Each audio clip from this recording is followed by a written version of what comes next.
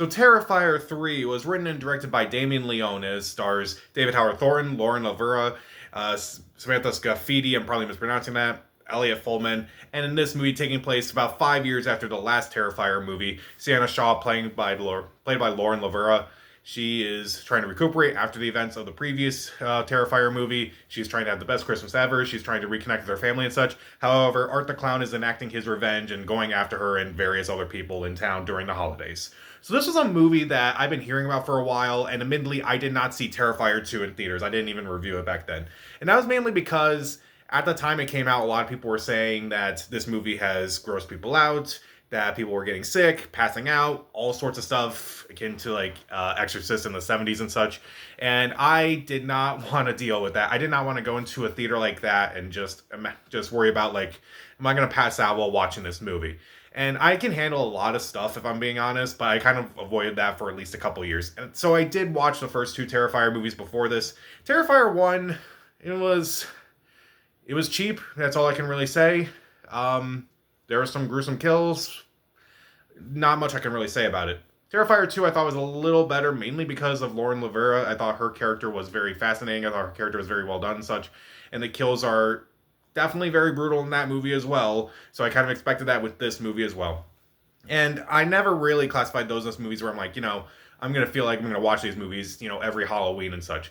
Terrifier 3, I would say this is probably the best of the three movies. So if you're already a fan of this franchise, you're probably going to enjoy this movie. If you're not, I would maybe give this one a chance, if I'm being honest.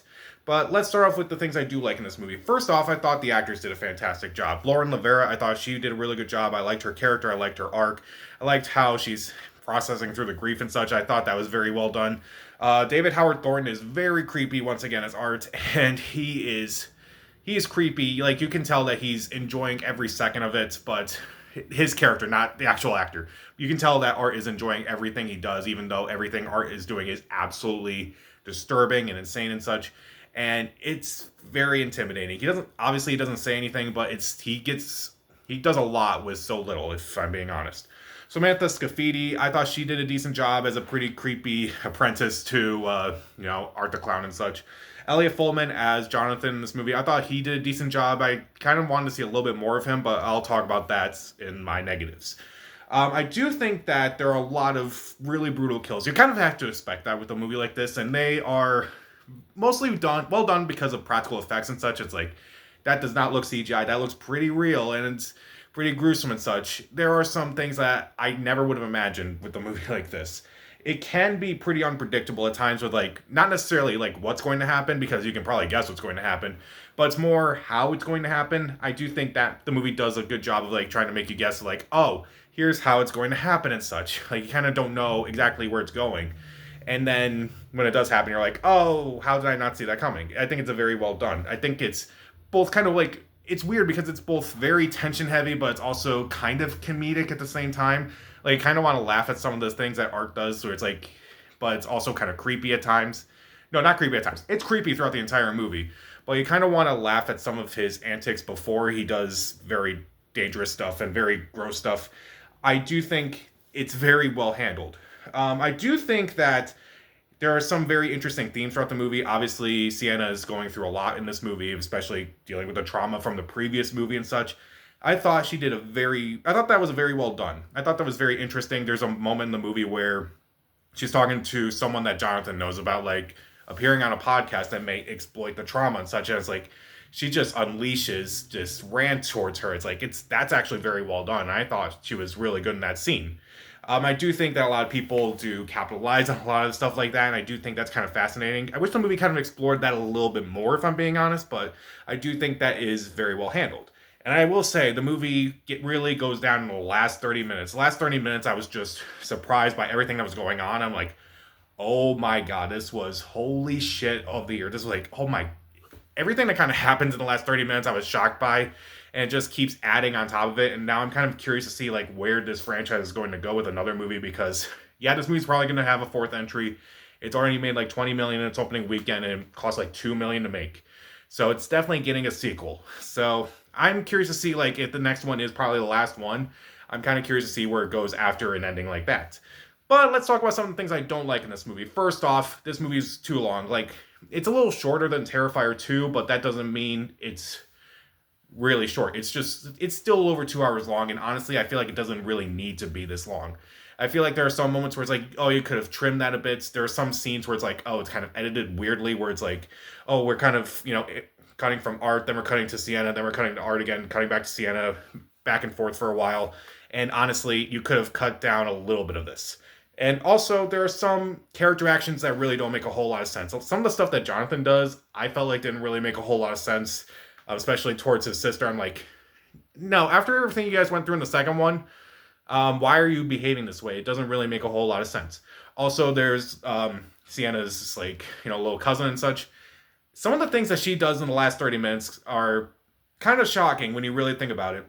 She notices one thing, but she doesn't notice another thing. And I'm like, how do you not notice this other thing? Because I feel like that's also very important to you.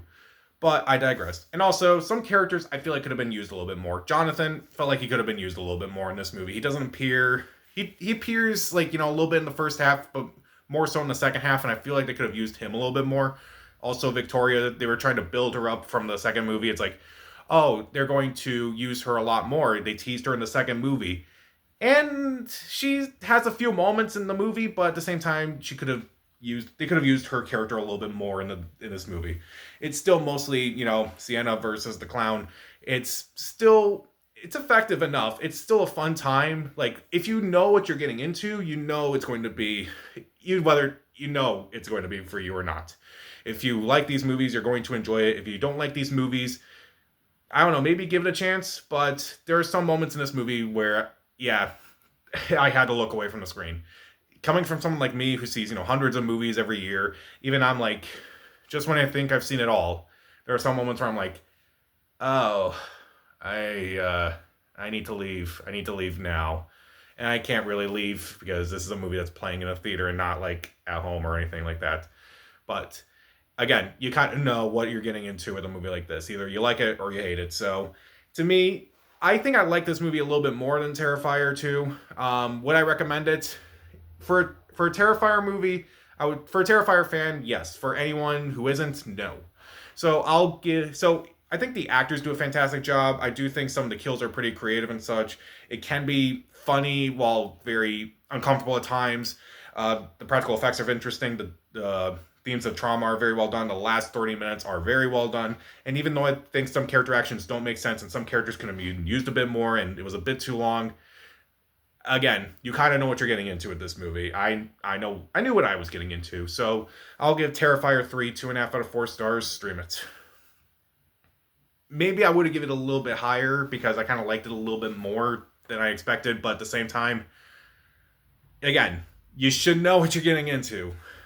So Terrifier 3, did you see it? And what's your favorite, I don't know, who's your favorite horror movie villain? Comment down below, subscribe to the channel. This is Pat. Stay safe.